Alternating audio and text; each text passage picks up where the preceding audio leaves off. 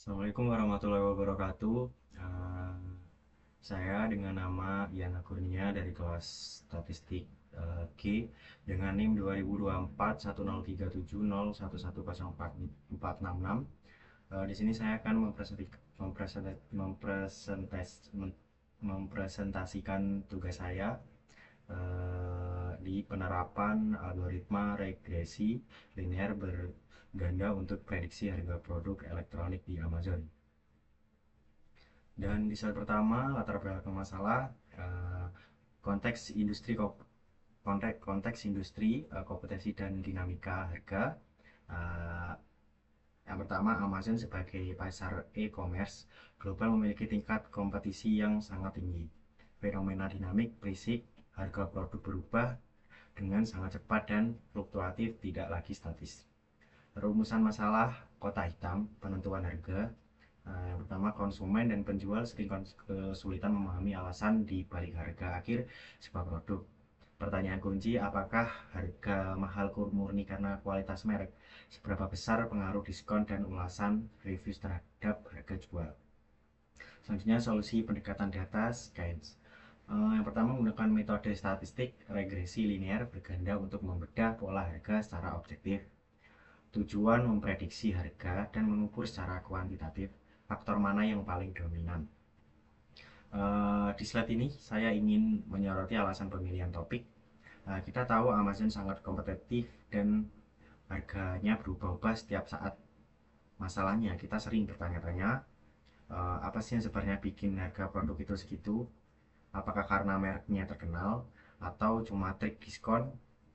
Nah, solusinya yang saya tawarkan adalah menggunakan data science, spesifiknya regresi linear untuk menjawab pertanyaan tersebut secara ilmiah, bukan sekedar tebakan. Eh, Selanjutnya, tujuan penelitian. Yang pertama, membangun model prediksi harga, mengembangkan model matematis untuk mengestimasi harga jual akhir atau current price produk elektronik di Amazon berdasarkan data spesifikasi dan promosi. Yang kedua, mengukur pengaruh variabel utama, menganalisis secara statistik seberapa besar dampak dari diskon, selisih instant price versus current price. Status iklan, apakah produk sponsor mempengaruhi harga, dan reputasi pengaruh rating dan jumlah reviews.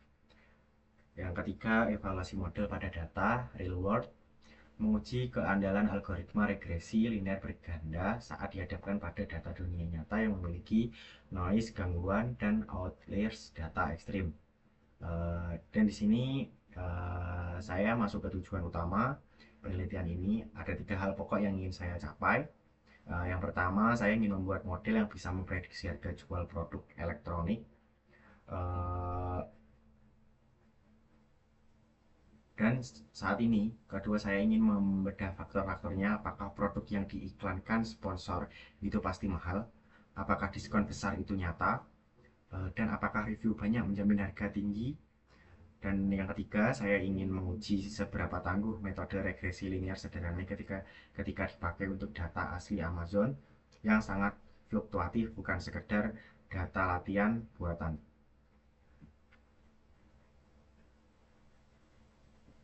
Dan selanjutnya tentang dataset. Uh, Yang pertama, sumber data diperoleh dari Kaggle Amazon Product Sales Dataset 2025, kontributor Ikram Shah, dan merupakan data sekunder hasil web scraping terkini di tahun 2025. Volume data, total data 42.000 baris entry produk, kategori spesifik, produk elektronik, gadget, aksesoris, komputer, dan lain-lain. Variabel utama penelitian, target dolar dolar, current SCS, current price, harga jual akhir setelah diskon, itu S kali S, listed price, harga asli atau MSRP, sponsored, status iklan berbayar, rating atau skor kepuasan pelanggan 1-5, number of reviews, jumlah ulasannya, best seller, rencana, reputasi, promosi. Untuk penelitian ini saya menggunakan dataset terbaru dari Kaggle yang berisi data penjualan produk elektronik di Amazon tahun 2025. Jumlah datanya cukup masif, sekitar 42.000 produk. Jadi sangat representatif. Variabel kuncinya ada dua kelompok. Target saya adalah current price atau harga akhir yang harus dibayar konsumen. Sedangkan predikatornya mencakup harga asli, apakah produk itu diiklankan sponsor serta memetrik reputasi seperti rating dan jumlah review. Eh, dan selanjutnya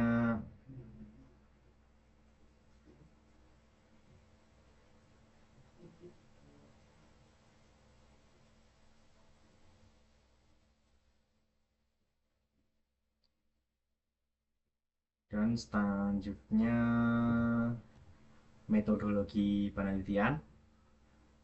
eh, Alur pengerjaannya yang seperti di sini. Dan penjelasannya akuisisi data, mengupload data mentah format CSV ke dalam Python pandas data frame, pro-pre-caching, imputasi mengisi nilai kosong pada kolom is sponsored menjadi organik dan is bestseller menjadi no page.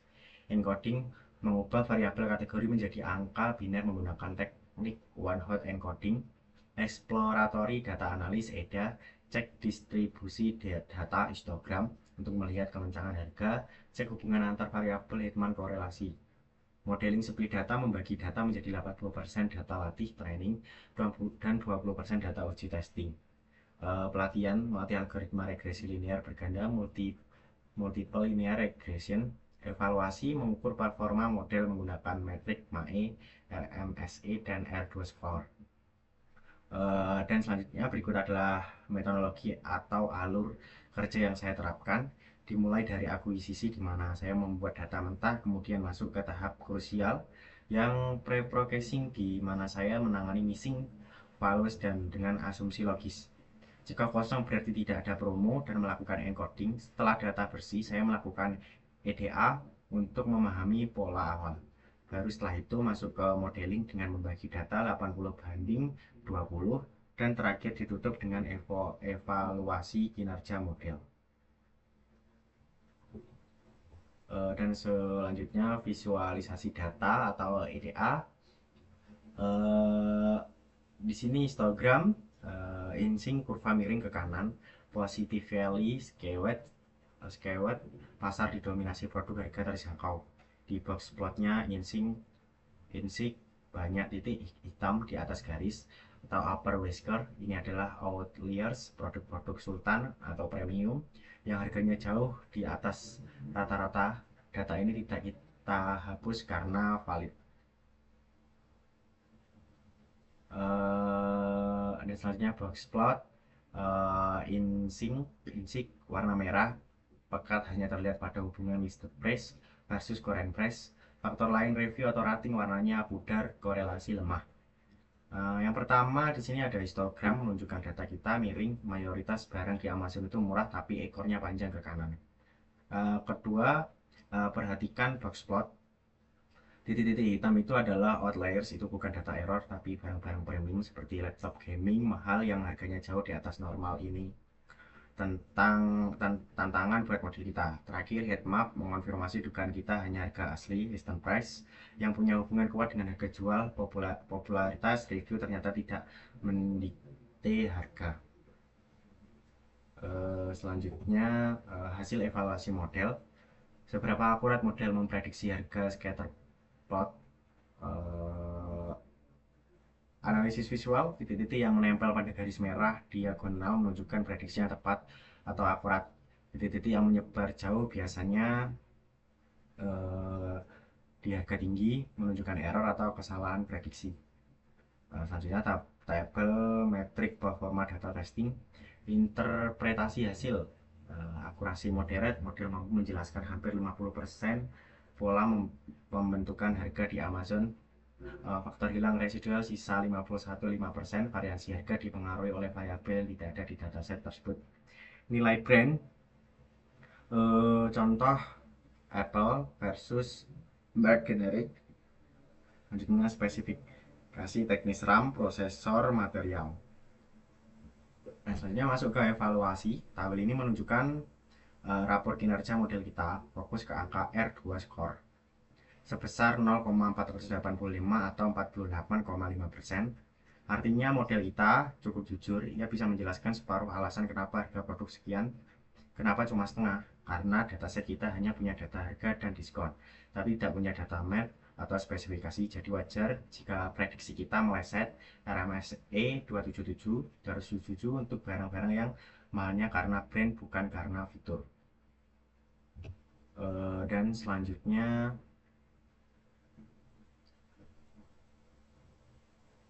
interpretasi koefisien atau temuan kunci.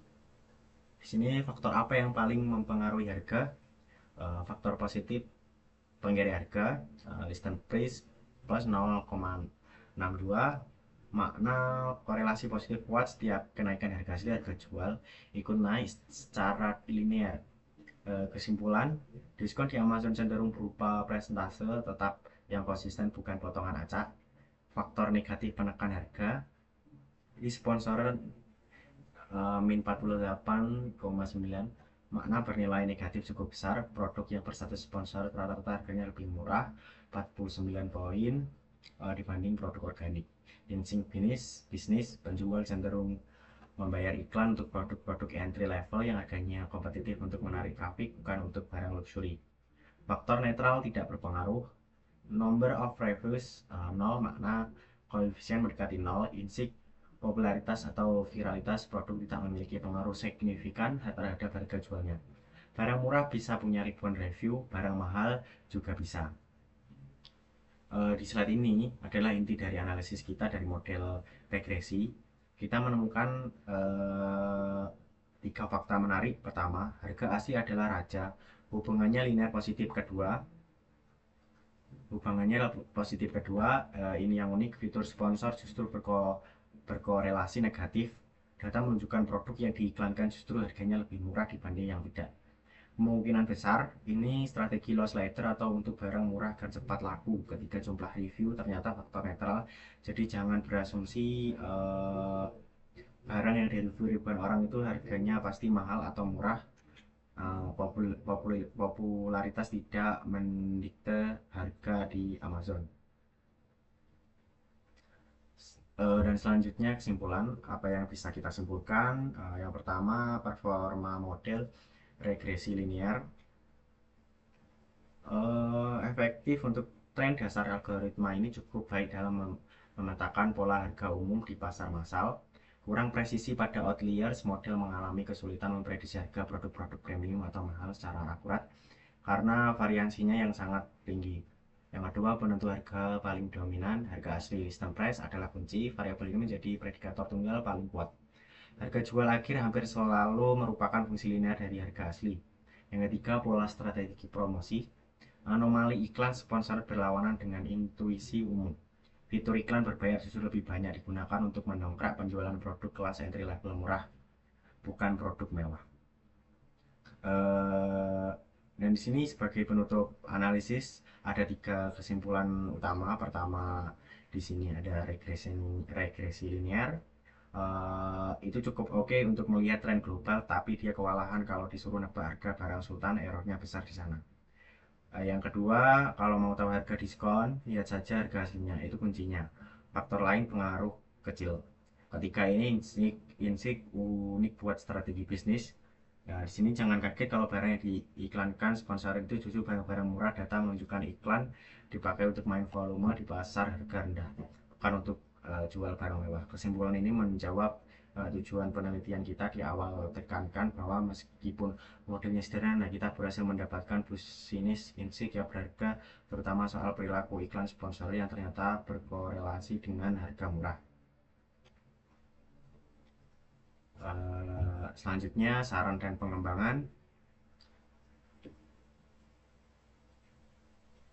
Bagaimana meningkatkan akurasi model? Eksplorasi algoritma non-linear. Masalah regresi linear terlalu kaku untuk menangani outliers, produk harga ekstrim atau sultan.